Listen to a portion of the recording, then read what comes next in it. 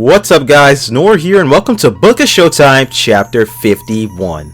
As always, if you have a topic you'd like me to cover for Book of Showtime, be sure to leave it in the comment section down below or any way reach me on social media or the Book of Showtime Discord. 2023 was a stupendous year for gaming. That might even be putting it lightly. We had no shortage of tremendous games. In fact, 4 of my top 5 games from 2023 all scored perfect 10s, which, for context, I haven't given the game a 10 since Psychonauts 2 in 2021, and before that, there wasn't anything else. Now, I was way behind on my gaming last year, but I still managed to play a lot of standout hits. So here we go with our top games of 2023. Now, for the newcomers to the channel, we do things a little differently for our best of list. Number 7 on this list is the best ongoing game. Number 6 will be the best game I played that did not release in 2023, and 5 through 1 will all be games that did release in 2023. Sound good? Alright, let's jump right in and begin with number 7, Fortnite. For the lion's share of 2023, Rainbow Six Siege was actually my go-to game. I was very sick, very unmotivated last year, and Siege, man, it really carried me through a lot of periods. There were times where I just woke up and sat at this desk and played Siege for over 12 hours before going right back to bed. The game is so fun, it's dynamic, it's in such a great spot this year. But Fortnite, man, the last 2 months with OG and everything they implemented in Chapter 5, it was just a no-brainer. They just snatched it from Siege. The game did have some horrendous battle passes in Chapter 4, but the gameplay itself has always stayed fun. Not to mention, Fortnite Festival is like my favorite thing ever. I'm a huge fan of Rock Band Blitz, and we just don't get many licensed rhythm games like that anymore. Fuser, that was a boring game, and it's already been delisted. I didn't even get a chance to buy it. I also have to give a shout out to Phasmophobia. While the delta between what Phasmophobia was last year versus now isn't as large as Fortnite or Rainbow Six, it still made a ton of improvements, and it's still a great game to play with friends. I had a blast this year hunting ghosts. Number 6, Grand Theft Auto Vice City Stories. So fun fact, I only finished one game in 2023 that I had never played before, and that was New Tales from the Borderlands, and that was a pretty pedestrian game, so I wanted to play enough of Vice City Stories to be able to talk about it, and it's good. It's just very dependable, and I actually find Victor Vance, I find his character to be one of the better Grand Theft Auto protagonists. I like the bad guys who really aren't bad by nature. They gotta do bad things. They gotta do what they gotta do. He just wants to help his brother with his medical bills, alright? The design of old school Grand Theft Auto games, I just love it. Games like this are the bee's knees, and Vice City Stories was the last 3D ever Grand Theft Auto I needed to play. Now, I haven't finished it yet. I think I'm about halfway through, but it's already better than New Tales. Now, the one detraction so far that I have, you can't buy safe houses. You get all your safe houses through plot progression, which is sort of a hindrance when you begin to open up the map. Otherwise, this is a solid do no wrong game. And now, moving on to our top 5 games of 2023. Number 5, Dead Island 2. I'm just going to preference, you're going to see some games that I mentioned in the October Select series, so I won't talk too much about them. But here we're going to start with Dead Island 2. When Dead Island 2 got announced, I just couldn't help but get excited. I always try to meter my expectations, but I'm just a lush for a good zombie game, and that's what Dead Island 2 was. It's not going to blow you away in any department, but the combat was very satisfying, the weapons were fun to use, and Dan Buster did such a great job in creating a fun map. Their recreation of Los Angeles, or Hell A as it's called, is fantastic. There's a lot of variety, a lot of places to go, a lot of places to fight.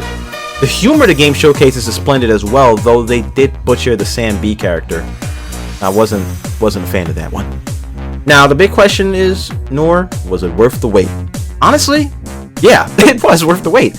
I enjoyed the game. I completed quite a bit of the missions and side content, and the DLC so far hasn't been bad. In fact, it's actually kind of creepy at times too, which is always nice to have. In a year where you had games like Tears of the Kingdom and Baldur's Gate 3 dominating headlines, it's great to have games on the side like Dead Island 2 where they're just setting out to make a purely fun game that doesn't try to do too much. Number 4, Dead Space. Here we have the first great remake on this list. I had never finished the original Dead Space. In fact, I was actually in the final hours of the game when I stopped playing. But with the remake, I was able to right one of the biggest wrongs in my gaming career, and wow. I just can't really think of the words to describe this game. I feel like saying it's a masterpiece does not do it enough justice. This game is great.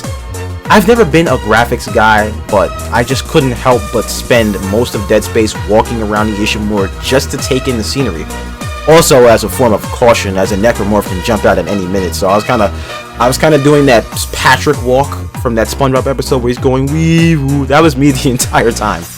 The biggest change from the original to the remake was the addition of a voice to Isaac, and it's done in such a natural way and gives a lot more of an incentive to replay this game if you're a fan of the original.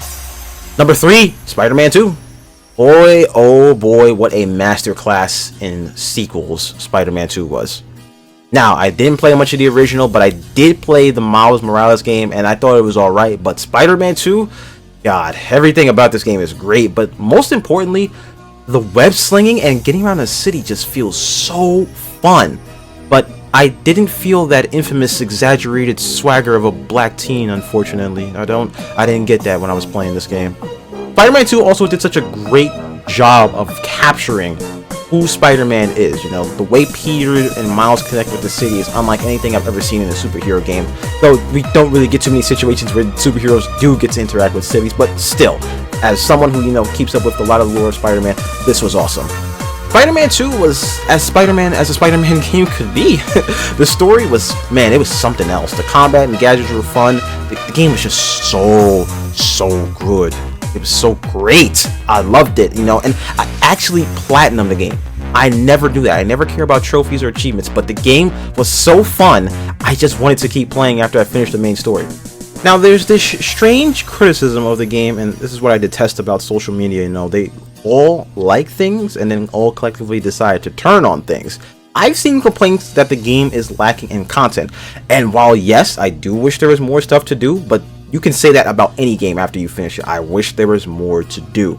I think Spider-Man 2 is perfect as is, and it has just the right amount of content. There's too many open world games that are just bloated time sinks, and I'm 100% certain that if it did have more content that people were looking for, people will complain the game is too long, there's too much. More is not always better, kids.